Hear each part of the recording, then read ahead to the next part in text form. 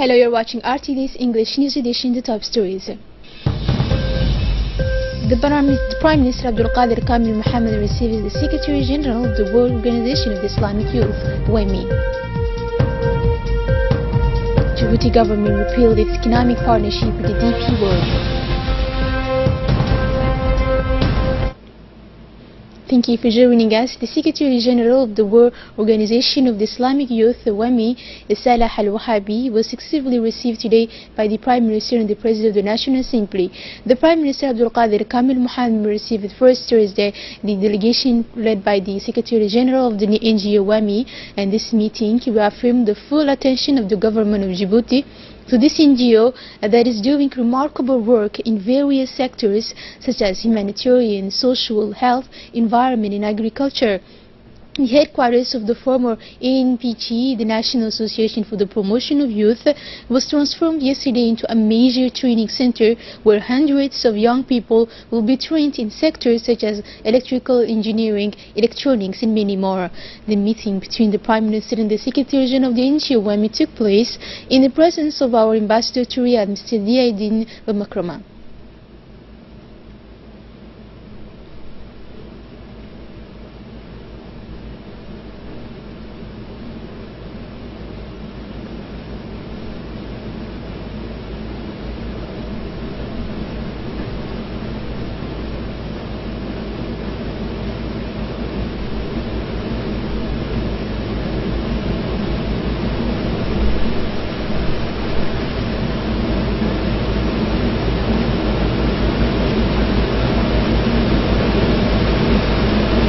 The NGO WEMI conducts similar activities in more than 50 Muslim countries. After the Prime Minister, the Secretary General of the World Organization for Islamic Youth, Salah Al-Wahabi, was received by the President of the National Assembly, Mr. Mohammed Al-Ahmed. The Secretary General thanked both the Prime Minister as well as the President of the National Assembly for these hearings and the support given to the office of the NGO WEMI. The Secretary General said that the NGO will continue to work alongside the government for social progress, the fight against the precarious of young people in the country's development.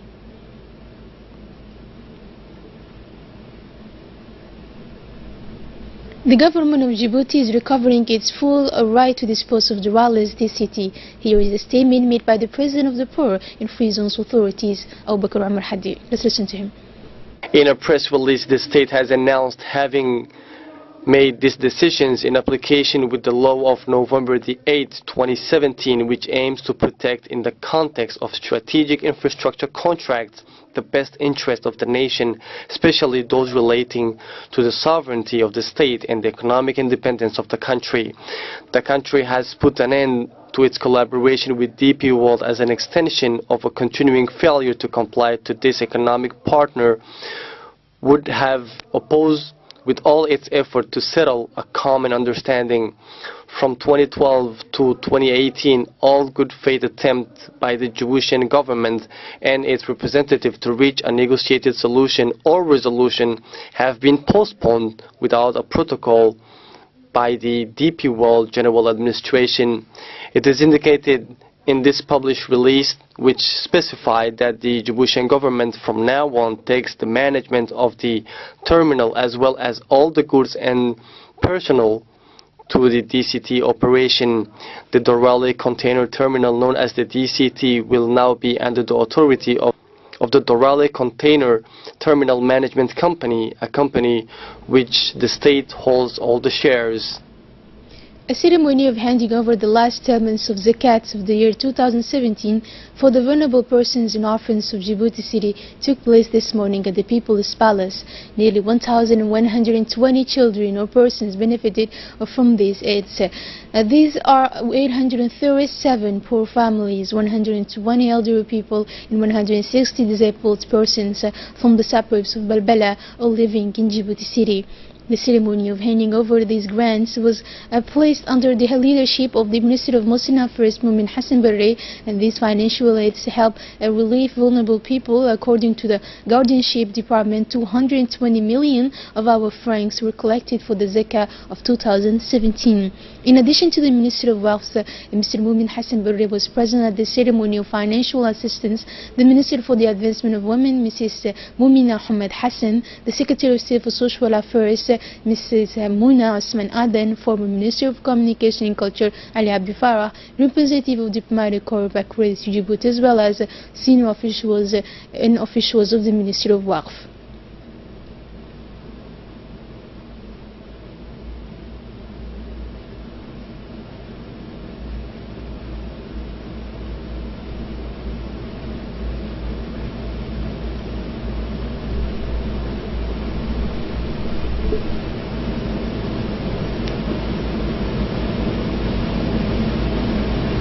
The Minister of Muslim Affairs, Mr. Mumin Hassan Barre, did not fail in his speech to recall the duty of every Muslim to perform his zakah once a year.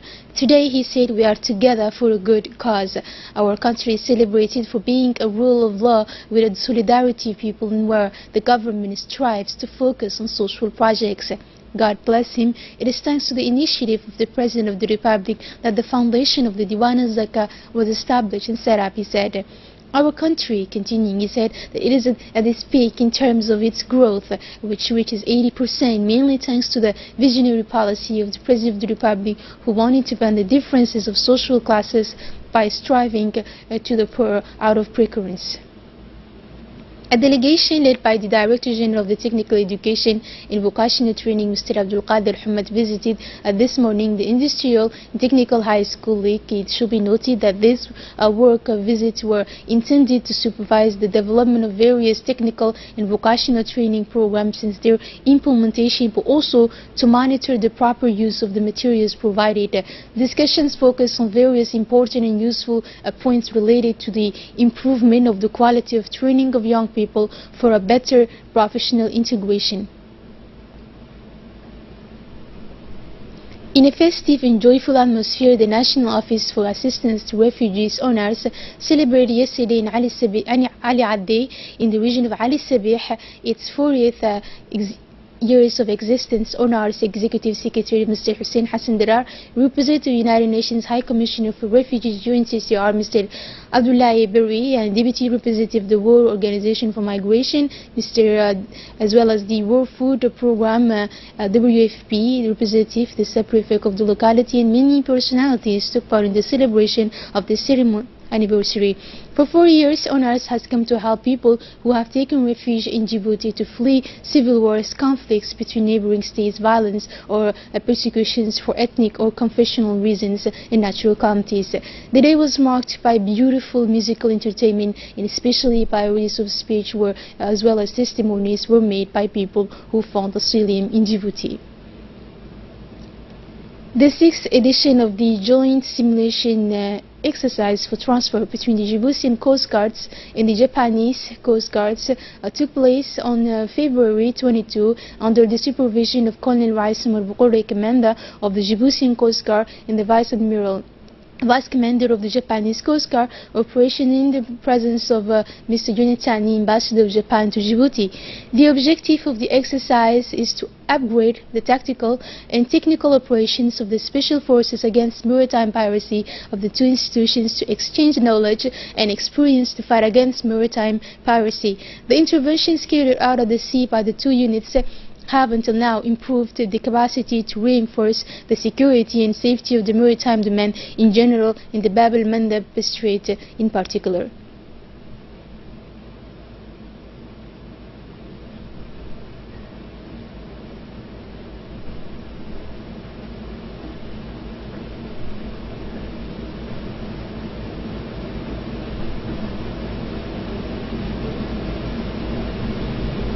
As part of the fight against illegal immigration, on the night of February 2024, the gendarmes of the mobile group stationed at Lake Assal post again again conducted a search operation in the sector of the Set village in the Wadi al-Raisa. During this operation, the gendarmes arrested 146 illegal migrants, including 37 women, all the Ethiopian origin and wishing to go to the Gulf countries. These migrants received humanitarian assistance in water and food from the gendarmerie. At the end, they were as well as deported today, February 22, at the border of Galilee with rolling means of the gendarmerie. In this search notice, Hussein Abbas Hussein from the neighborhood of PK12 has been missing since February 20 around noon.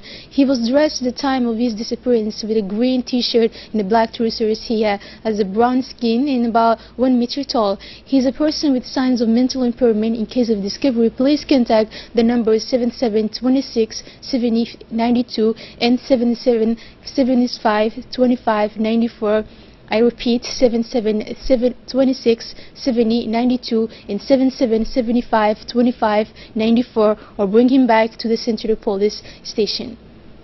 On the regional news now, the African Union stands ready to support the electoral process in Zimbabwe. AU Committee Chair Musa Faki Mohamed has just completed a 3-day visit to the country, during which he provided technical and financial support to his organization for the transitional government. More responsible elections. Indeed, Zimbabwe is preparing to go to the polls between May and next June, and the process seems on track, according to the president of the AU, who has multiplied the meetings with the various authorities of the country.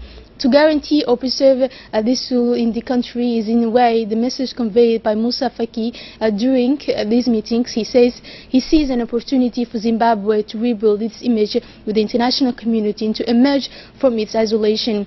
For this elections, the ruling party led by Emerson seems more than ever favored by the disappearance of opposition figure Morgan.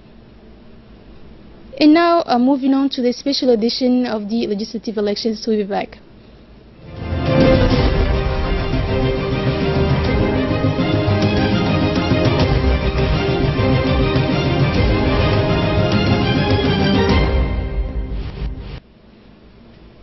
Before proceeding with the latest news on the preparations for the tomorrow's voting, here are reporters retracing the place of Djiboutian women in the parliament. Let's watch this video.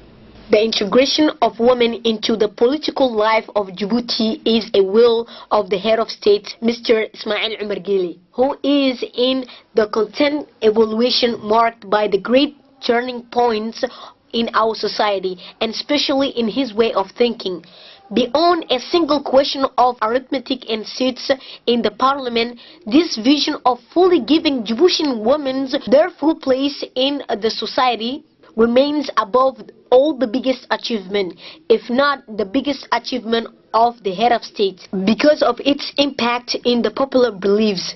Indeed, the most difficult thing for a leader in many countries is not to be able to get an economic growth or a great health care system, but changing and upgrading modalities or breaking taboos and concepts of a very conservative society. This is a range of measures implemented since 1999, ranging for stopping genital mutilation in young girls, often source of trauma, but also health problems of all kinds. The Ministry of Women and Family has been created with the sole mission to implement this policy. President Guelleh has increased the number of women in the government, towards the Secretary of State for Social Affairs and the Ministry delegated for Housing enters in the firm. This policy supported by the First Lady, Ms. Khadra Mahmoud Haid, has, as well as the Djiboutian Women National Union, known as UNFD, will increase hundreds of workshops or awareness workshops and many conferences at a national and regional level, where the First Lady on various occasions has proclaimed clearly the need for a change. Aujourd'hui, il est heureux de le constater. If everyone agrees on the entry of women into the parliament for a vast majority of men and women, including policies, women will not represent themselves, but will always represent the whole nation. thought in 2003, the President of the Republic proposed a bill that grants 10% of the seats of the parliament to women, which opposed all the assumptions of enlarging the seats of the assembly for all the options of the women mini parliament. It is happy to notice today that this outdated and impartial vision of the Djiboutian feminine identity is now changing. Throughout education, pedagogy, and militancy, retrograded resistance and criminal archaism are being undertaken. I am warmly glad to say that this vision is transforming due to the joint efforts of all the actors concerned, and moreover to all the women of Djibouti. Indeed, the most difficult thing for a leader in many countries is not to be able to get an economic growth or a great health care system, but changing and upgrading modalities or breaking taboos and concepts of a very conservative society. La cause féminine. The woman cause is a fight for justice because it deals with universal values of freedom, equality and dignity, values that must come together in the name of humanity and transcend prejudice and cleavages between men and women. Today I would like to wish all women in the world a happy birthday, but also to say Happy Women's Day to all men, because in everyday life, it is the whole society that benefits from her actions. A concept based on cleansing and according to which the women cannot represent the men belongs to the past. Those elections were won hand down with indisparity results. But the bet is successful. The passable is closed and the women freed. The bill paid for propelling the whole nation into a new area. That proved that the transplants took, in other words, the profound change in our society, and the new laws is increasing by 15% the quota of women seats in the parliament, which is 25% in the total base, without comment and even enthusiastically received in 2018. It took a man sure of him, driven by the inherent political encouragement, with a firm desire to reform his country. We are indebted by this man, which is the President of the Republic, Mr. Ismail Omar Guelleh, who has enhanced the movement of November 1, 2015, among other weapons originated in the qualities of the statements and in the fact we want from a way of living to choose our own way of living. The President of the National Assembly, Mohamed Ali Hamed, received this morning in an audience an election observation mission of the Arab League. The delegation was led by Mr. Mohamed Lamine Ould Gueye, a former Prime Minister of Mauritania and currently Deputy Secretary General of the League of Arab States. The head of the mission explained that his delegation was invited by the Djibouti government to take part in the monitoring process of the legislative elections scheduled for Friday, February 23rd. In addition, the head of the Arab League's observation mission said that the political system had evolved a lot since his last visit to the Republic of Djibouti during the 2016 presidential elections. The establishment of the National Commission of Communication is a perfect illustration, he said. In addition, Honorable Mohamed Lamine Ould Gueye praised the efforts undertaken by the Djibouti government and congratulated and encouraged such an initiative. In addition to the observers from the African Union and the Arab League, observers of the Organization of the Islamic Community also arrived in Djibouti. This delegation, led by Mrs. Muna from Yemen, accompanied by 3 members including a Djiboutian, Mr. Wali, a Djiboutian official of the OCA, met this morning at the People's Palace the chairman of the Independent National Electoral Commission, CENI, Mr. Dini Mohamed Burhan, and members of the offices of the CENI. And discussions between the two sides were focused on the preparation for the legislative elections scheduled for Djibouti tomorrow, 23rd February. In the prevailing atmosphere, the president of the CENI, Mr. Dini Mohamed Burhan, gave a brief presentation on the preparation and on the various political information smooth for this election.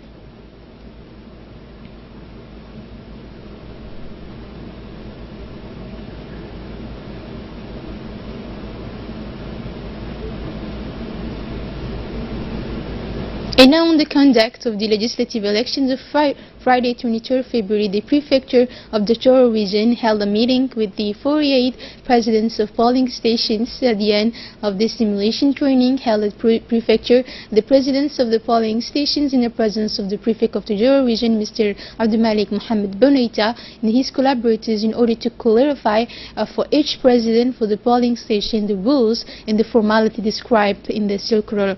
To end, the prefect asks all the presidents and members of the polling station to make all the necessary arrangements and thank him for their fulfilled mission of national interest. Then the entire team, composed of the presidents of 48 officers, went to their respective offices under the supervision of the Djiboutian Army Forces, who provided the means of transport and guaranteed their security under the command of Mr. Yas Omar Yusuf and the presence of mediator Ali Dini. The region of Unity, or Dakhil, is preparing for the 2018 legislative elections, which will take place tomorrow. This is how this morning the employees of the prefecture were very active in preparing the ballot boxes which will be used for voting. The numbers were set for each constituency in the areas of Unit, namely Dakhil, Asaela, Mulud, and Yuboki. After the final check, the ballot boxes were sent to the different localities in the Dakhil region, and this operation was supervised by the prefect of Dakhil region, Mr. Mohammed Sheiko. The leaders of the unit will vote tomorrow to elect 11 candidates, all from the UMP party, for the top of the list of Mr. Ogura, and the candidates of 3 women, including Aisha Habibako. It is here we close this edition. Thank you for joining us on RTD channel, and have a good night.